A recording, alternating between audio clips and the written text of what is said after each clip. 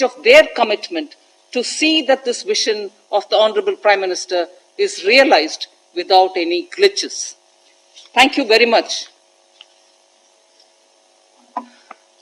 धन्यवाद वित्त मंत्री जी। अब मैं आदरणीय प्रधानमंत्री महोदय से आदरपूर्वक निवेदन करता हूं कि वे कृपया transparent taxation honouring the honest platform का लोकार्पण करें।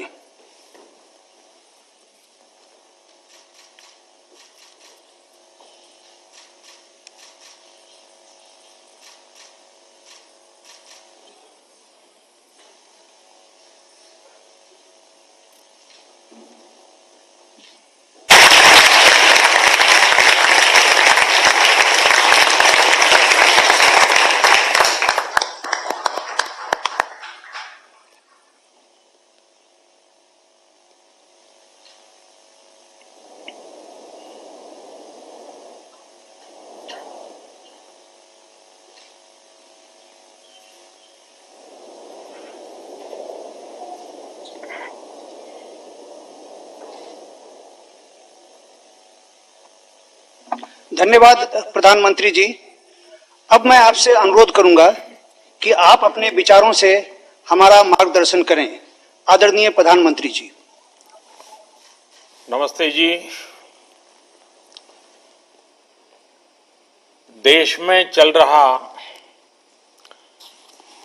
स्ट्रक्चरल रिफॉर्म्स का सिलसिला आज एक नए पड़ाव पर पहुंचा है। Transparent taxation honouring the honest 21वीं सदी के टैक्स सिस्टम की इस नई व्यवस्था का आज लोकार्पण किया गया है। इस प्लेटफॉर्म में फेसलेस असेसमेंट, फेसलेस अपील और टैक्स पेयर्स चार्टर जैसे बड़े रिफॉर्म्स हैं। फेसलेस असेसमेंट और टैक्स पेयर्स चार्टर आज से ही लागू हो गए हैं, जबकि फेसलेस अपील की सुविधा 25 सितंबर यानी दीनदयाल उपाध्याय जी के जन्मदिन से पूरे देश भर में नागरिकों के लिए उपलब्ध हो जाएगी। अब टैक्स सिस्टम भले ही फेसलेस हो रहा है, लेकिन टैक्स पेयर को ये फेयरनेस और फियरलेसनेस का विश्वास देने वाला है। ये सभी टैक्स पेयर्स को इस महत्वपूर्ण तोहफे के लिए मैं बहुत बहुत बधाई देता हूं और इनकम टैक्स विभाग के सभी अधिकारियों को, हर छोटे मोटे कर्मचारी को भी बहुत बहुत शुभकामनाएं देता हूं। साथियों, बीते 6 वर्ष में हमारा फोकस रहा है banking the unbank, securing the unsecured और फंडिंग द अनफंडेड। आज एक तरह से एक नई यात्रा शुरू हो रही है। ऑनरिंग द ऑनेस्ट, ईमानदार का सम्मान। देश का ईमानदार टैक्स पेयर राष्ट्र निर्माण में बहुत बड़ी भूमिका निभाता है। जब देश के ईमानदार टैक्स पेयर का जीवन आसान बनता है, वो आगे बढ़ता है, तो देश का भी विकास होता है, देश भी आगे बढ़ता है।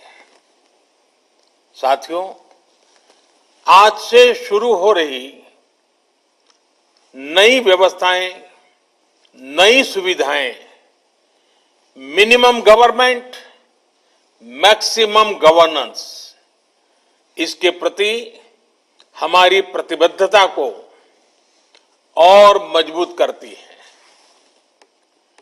ये देशवासियों के जीवन से सरकार को, सरकार के दखल को कम करने की दिशा में भी एक बड़ा कदम है।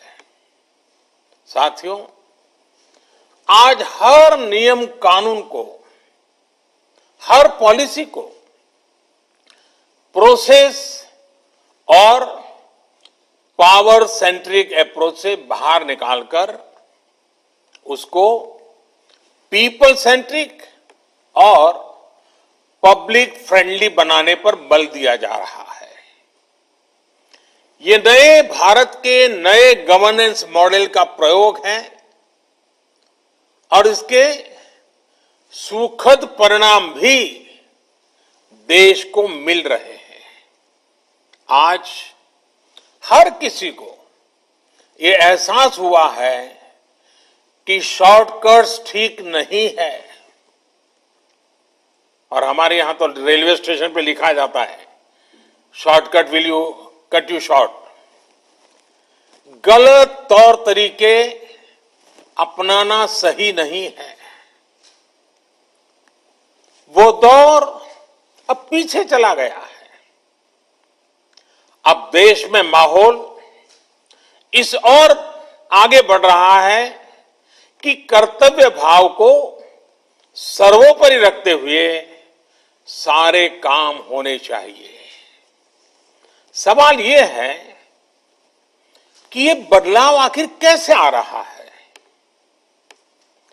क्या ये सिर्फ सख्ती से आया है? क्या ये सिर्फ सजा देने से आया है? जी नहीं, बिल्कुल नहीं। इसके अगर मोटे मोटे तौर पर मैं कहूं तो 4 बड़े कारण हैं। पहला, पॉलिसी ड्रिवन गवर्नेंस।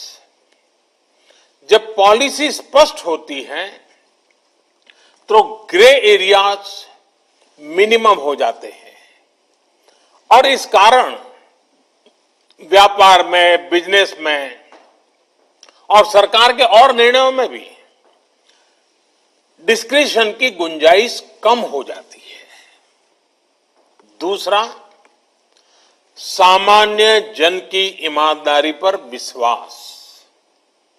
तीसरा, सरकारी सिस्टम में ह्यूमन इंटरफेस को सीमित करके टेक्नोलॉजी का बड़े स्तर पर उपयोग।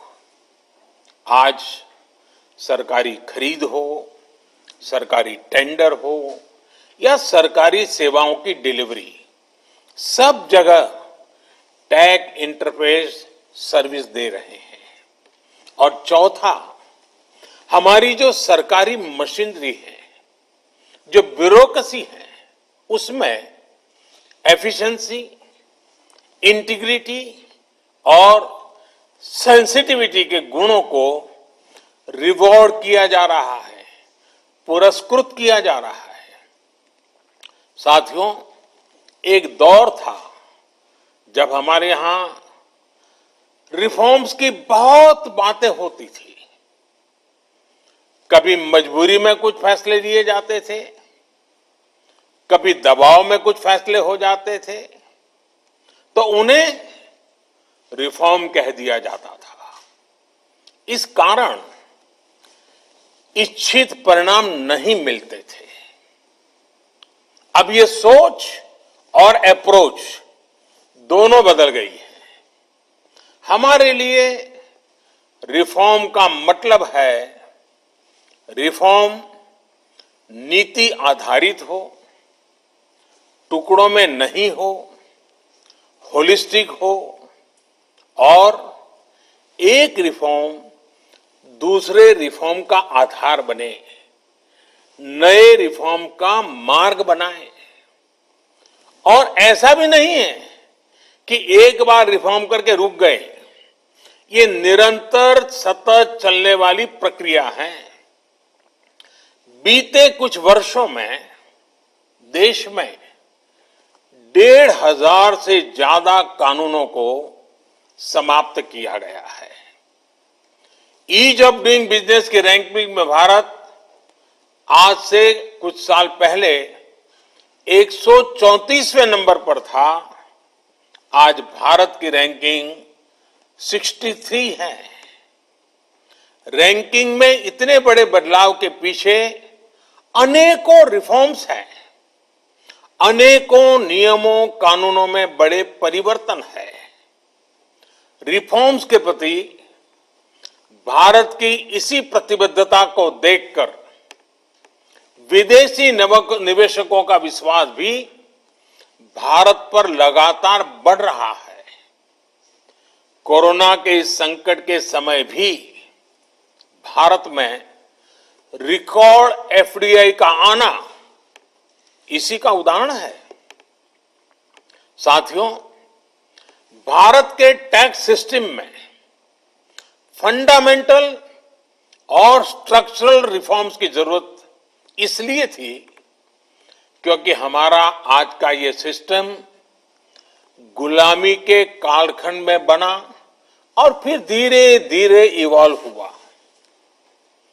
आजादी के बाद इसमें यहां वहां थोड़े बहुत परिवर्तन किए गए, लेकिन लार्जली सिस्टम का कैरेक्टर, उसकी चाल चलन वही रहा।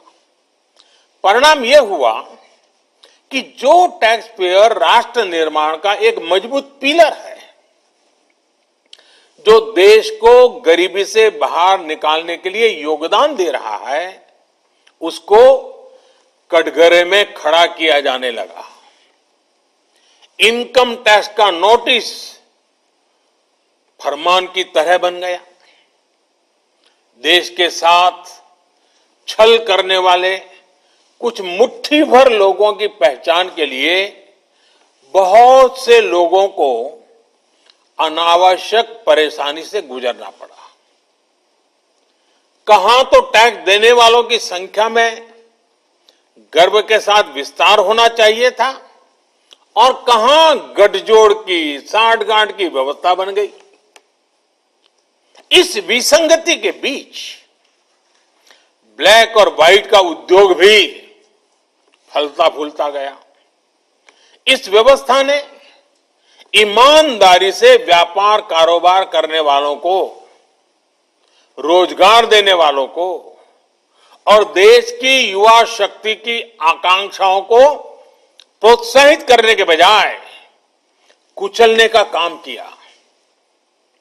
साथियों, जहां कॉम्प्लेक्सिटी होती है वहां कंप्लायंस भी मुश्किल होता है। कम से कम कानून हो, जो कानून हो वो बहुत स्पष्ट हो, तो टैक्स पेयर भी खुश रहता है और देश खुशहाल होता है।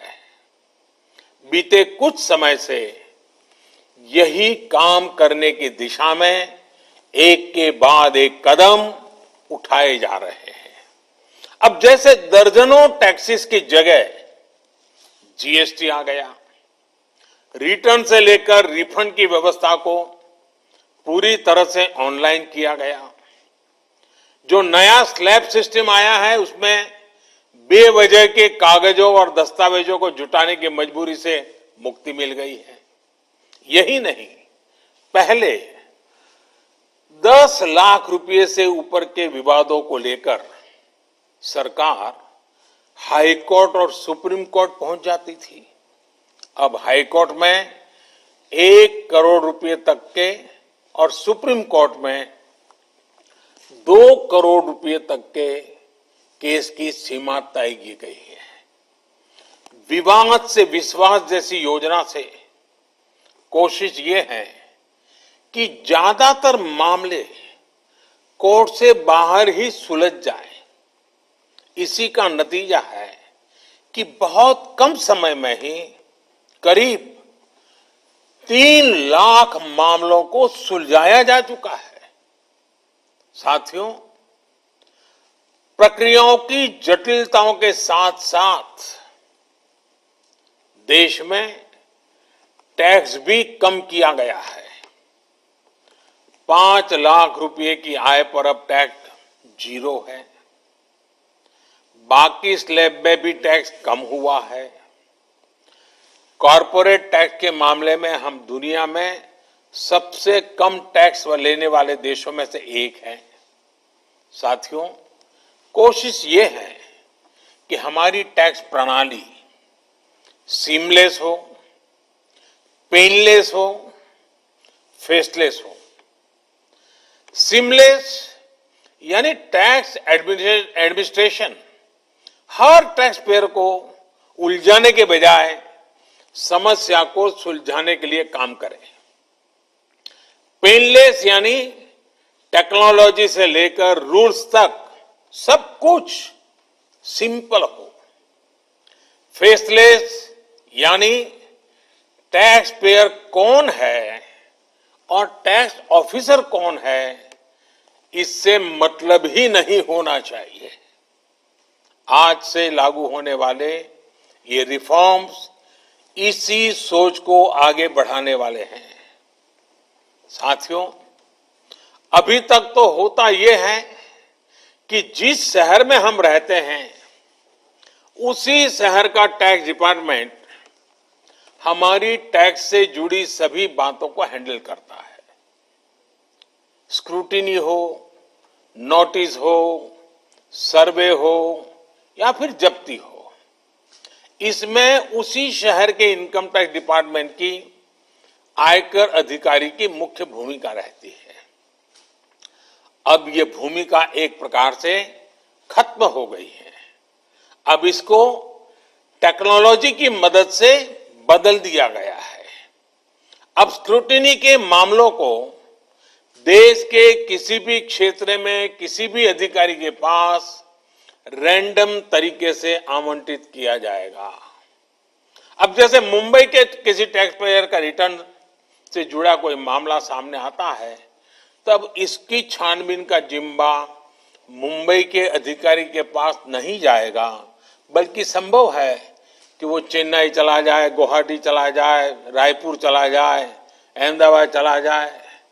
वो फेसलेस टीम के पास जा सकता है और वहां से भी जो आदेश निकलेगा उसका रिव्यू किसी दूसरे शहर, कहीं जयपुर हो जाएगा, बेंगलुरु हो जाएगा, चेन्नई हो जाएगा, कोची हो जाएगा, वहां की टीम करेगी। अब फेसलेस टीम कौन सी होगी, इसमें कौन होगा, ये भी कंप्यूटर रैंडमली तय करेगा। और ये प्रक्रिया भी बार बार उसमें बदलाव होता रहेगा। साथियों, इस सिस्टम से करदाता और इनकम टैक्स दफ्तर को जान पहचान बनाने का, प्रभाव और दबाव का मौका अब 0 हो गया। सब अपने अपने दायित्व के हिसाब से काम करेंगे। डिपार्टमेंट को इससे लाभ ये होगा कि अनावश्यक मुकदमेबाजी बचेंगे उससे। दूसरा, ट्रांसफर पोस्टिंग में लगने वाली गैर जरूरी ऊर्जा से भी अब राहत मिलेगी। इसी तरह टैक्स से जुड़े मामलों की जांच के साथ साथ अपील भी अब फेसलेस होगी। साथियों, इस एक महत्वपूर्ण रिफॉर्म के साथ साथ आज भारत एक बहुत महत्वपूर्ण कदम उठा रहा है और वो है टैक्स पेयर चार्टर। ये टैक्स पेयर चार्टर भी देश की विकास यात्रा में बहुत बड़ा कदम है और टैक्स पेयर के लिए अधिकार और कर्तव्य दोनों को संतुलित करने का और सरकार की जिम्मेवारी पक्की करने का ये बहुत अहम कदम है। टैक्स पेयर को इस स्तर का सम्मान और सुरक्षा देने वाले दुनिया में बहुत कम देश है, गिने चुने देश हैं। लेकिन अब भारत भी इस महत्वपूर्ण कदम की ओर अपने आप को ले जाकर के उसमें शामिल हो गया है। अब टैक्स पेयर को उचित, विनम्र और तर्क संगत व्यवहार का भरोसा दिया गया है। यानी आयकर विभाग को अब टैक्स पेयर की डिग्निटी का संवेदनशीलता के साथ ध्यान रखना होगा। अब टैक्स पेयर की बात पर विश्वास करना होगा। डिपार्टमेंट उसको बिना किसी आधार के ही शक की नजर से नहीं देख सकता। अगर किसी प्रकार का संदेह है भी तो टैक्स पेयर को अब अपील और समीक्षा का भी अधिकार दिया गया है। साथियों, अधिकार हमेशा दायित्वों के साथ आता है, कर्तव्यों के साथ आते हैं। इस चार्टर में भी टैक्स पेयर से कुछ अपेक्षाएं की गई हैं। टैक्स पेयर के लिए टैक्स देना या सरकार के लिए टैक्स लेना ये कोई हक का, अधिकार का विषय नहीं है, बल्कि ये दोनों का दायित्व है, जिम्मेवारी है, कर्तव्य है, रिस्पॉन्सिबिलिटी है। टैक्स पेयर को टैक्स इसलिए देना है क्योंकि उसी से सिस्टम चलता है। देश की एक बड़ी आबादी के प्रति देश अपना फर्ज निभा सकता है और उज्जवल भविष्य की ओर कदम भी रख सकता है। इसी टैक्स से खुद टैक्स पेयर को भी तरक्की के लिए, प्रगति के लिए बेहतर सुविधाएं और इंफ्रास्ट्रक्चर मिल पाता है। वहीं सरकार का ये दायित्व है कि टैक्स पेयर की पाई पाई का सदुपयोग करे। ऐसे में आज जब करदाताओं को सुविधा और सुरक्षा ये दोनों मिल रही हैं, तो देश भी हर टैक्स पेयर से अपने दायित्वों के प्रति ज्यादा जागरूक रहने की अपेक्षा करता है। साथियों, देशवासियों पर भरोसा, इस सोच का प्रभाव कैसे जमीनी पर नजर आता है, ये समझना भी बहुत जरूरी है। वर्ष 2012-13 में जितने टैक्स रिटर्न होते थे उसमें से 0.94% की स्क्रूटनी होती थी। वर्ष 2018-19 में ये आंकड़ा घटकर 0.26% पर आ गया है। यानी केस की स्क्रूटनी करीब करीब 1/4 हो गई है, 4 गुना कम हुई है। स्क्रूटनी का 4 गुना कम होना अपने आप में बता रहा है कि बदलाव कितना व्यापक है। साथियों, बीते 6 वर्षों में भारत ने टैक्स एडमिनिस्ट्रेशन में गवर्नेंस का एक नया मॉडल विकसित होते देखा है। We have decrease complexity, decrease taxes, decrease litigation, increase transparency, increase tax compliance, increase trust on the tax payer. साथियों, इन सारे प्रयासों के बीच बीते 6-7 साल में इनकम टैक्स रिटर्न भरने वालों की संख्या में करीब 2.5 करोड़ की वृद्धि हुई है। ये वृद्धि तो बहुत बड़ी है, लेकिन इस बात का हम इनकार नहीं कर सकते हैं कि इसके बावजूद भी 130 करोड़ के देश में ये बहुत कम है, बहुत कम है। इतने बड़े देश में सिर्फ 130 करोड़ में से 1.5 करोड़ साथी ही इनकम टैक्स जमा करते हैं। 130 करोड़ में 1.5 करोड़।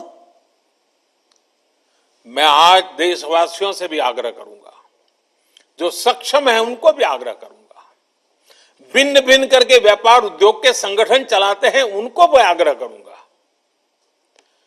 इस पर हम सबको चिंतन करने की जरूरत है, देश को आत्मचिंतन करना होगा और ये हमारा आत्मचिंतन ही आत्मनिर्भर भारत के लिए आवश्यक है, अनिवार्य है।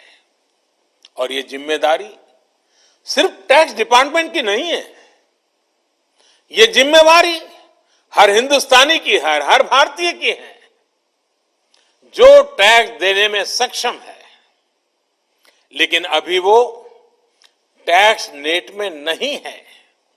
वो स्वप्रेरणा से अपने आत्मा को पूछे, आगे आए। और अभी 2 दिन के बाद 15 अगस्त है। आजादी के लिए मरने मिटने वालों को जरा याद कीजिए, आपको लगेगा हां मुझे भी कुछ न कुछ देना चाहिए।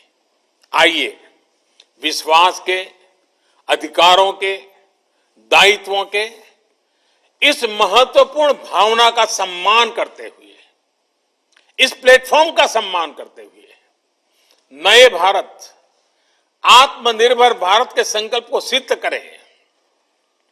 एक बार फिर देश के वर्तमान और भावी ईमानदार टैक्स पेयर को बहुत बहुत बधाई देता हूं, शुभकामनाएं देता हूं। और ये पहल, ये बहुत बड़ा फैसला लिया गया है। इनकम टैक्स के अधिकारियों को भी जितनी बधाई दे उतनी कम है। हर टैक्स पेयर ने इनकम टैक्स अधिकारियों को भी बधाई देनी चाहिए, क्योंकि एक प्रकार से उन्होंने अपने आप पर बंधन डाले हैं, अपने खुद की ताकत को, अपने अधिकारों को उन्होंने खुद ने काटा है। अगर इनकम टैक्स डिपार्टमेंट के अधिकारी इस प्रकार से आगे आते हैं तो किसको गर्व नहीं होगा? हर देशवासी को गर्व होना चाहिए। और पहले के जमाने में शायद टैक्स के कारण कुछ समस्याएं होगी, लोगों ने टैक्स देने के रास्ते पर जाना पसंद नहीं किया होगा। अब जो रास्ता बना है वो टैक्स देने की तरफ जाने का आकर्षक रास्ता बना है। और इसलिए आइए भव्य भारत के निर्माण के लिए इस व्यवस्था का लाभ भी उठाएं और इस व्यवस्था को जोड़ने के लिए आगे भी आए। मैं फिर एक बार आप सबका बहुत बहुत धन्यवाद करता हूं, अनेक अनेक शुभकामनाएं देता हूं। निर्मला जी और उनकी पूरी टीम को भी मैं बहुत धन्यवाद करता हूं कि एक के बाद एक देश के उज्जवल भविष्य के लिए लंबे अरसे तक प्रभाव पैदा करने वाले अनेक सकारात्मक निर्णयों का नेतृत्व कर रहे हैं। मैं फिर एक बार सबको बधाई देता हूं, सबका धन्यवाद करता हूं।